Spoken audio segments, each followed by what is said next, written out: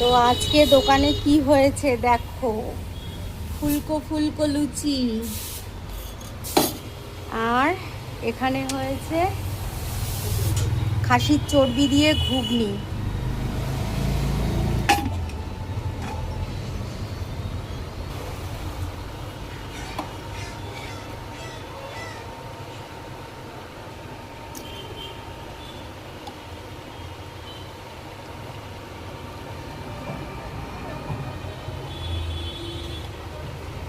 এই দেখো খাসির চর্বি, যদিও আমি খাই না কিন্তু করতে তো হবেই।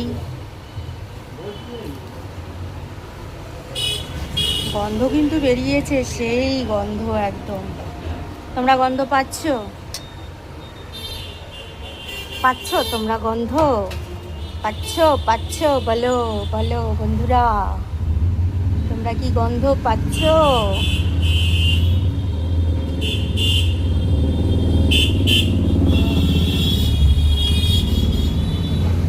তো এই প্লেট চলে এলো, তোমরাও যারা যারা খাবে তারাও কিন্তু চলে এসো।